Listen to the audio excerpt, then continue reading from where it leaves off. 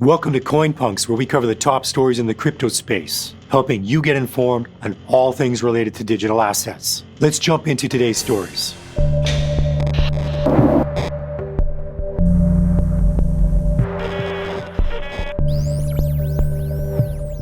Ethereum, the world's second largest cryptocurrency after Bitcoin in terms of market cap, is expected to be worth $4,596 by the end of 2021, according to the average forecast from experts in Finder's Ethereum Prediction Report. Finder surveyed 42 crypto experts, with more than 25 providing ETH price predictions for not only the end of 2021, but also the end of 2025 and 2030. While the panel on average sees ETH ending 2021 at $4,596, those projections get even juicier going forward, with the average projection for 2025 hitting $17,810 and 2030 cresting at $71,763. Morpher CEO Martin Frawler is the most bullish on the coin's short-term value, predicting the coin to hit $10,000 by the end of this year because, according to him, Ethereum has the potential to power the future global financial infrastructure.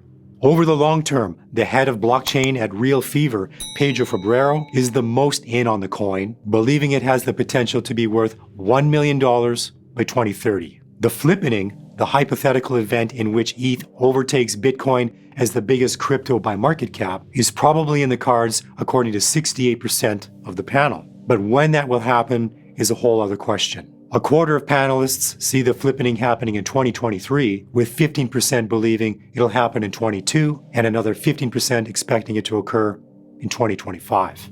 However, 32.5% of panelists don't think the flippening will ever happen. On August 13th, the cryptocurrency exchange Binance released it is ending a great number of services in South Korea. The company noted in the announcement that it evaluated local regulations and will discontinue the following offerings in Korea, effective immediately. The products and services that Binance has suspended in South Korea include Korean won trading pairs, Korean won payment options, peer-to-peer merchant applications, and Korean language website support.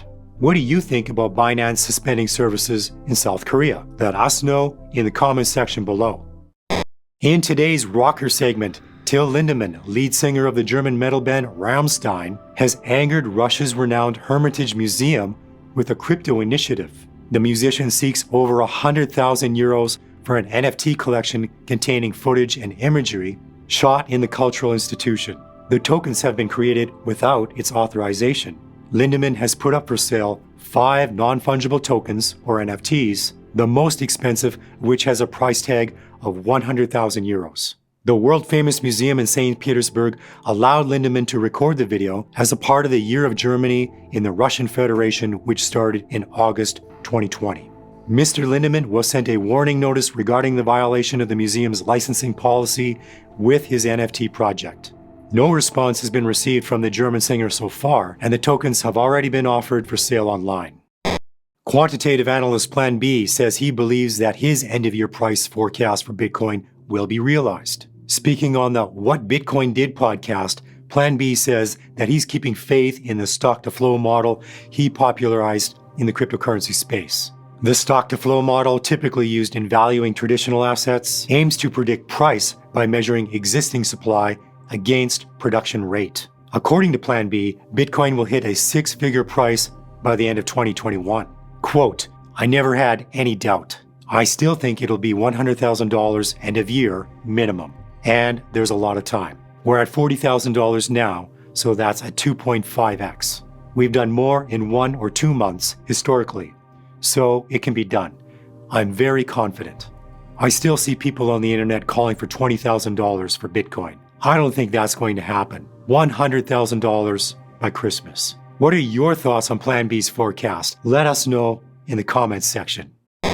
The president of Argentina, Alberto Fernandez, says he sees no reason to push against crypto, but in contrast to his openness, the head of the country's central bank, Miguel Pesci, prepares for a crackdown on the industry. In April, the Central Bank of Argentina ordered local banks to scrutinize clients that hold cryptocurrencies and engage in business or trading activities involving crypto But just last month, a member of the National Congress named Jose Ramon submitted a bill that would allow salaries in Bitcoin and muscle the country's adoption process. Fernandez has indicated his openness to crypto, stating there is no reason to push back against the tide. While addressing the hedge upside of adopting Bitcoin, the country's tight currency controls remain intact, which drove many Argentinians to crypto mining.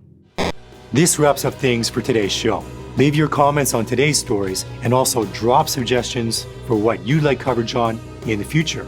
Hey, if you like today's show, give it a like and subscribe by hitting that sub button. If you're on the go, you can get the same content in our podcast at www.coinpunks.ca. Thanks for tuning in and catch you in the next one.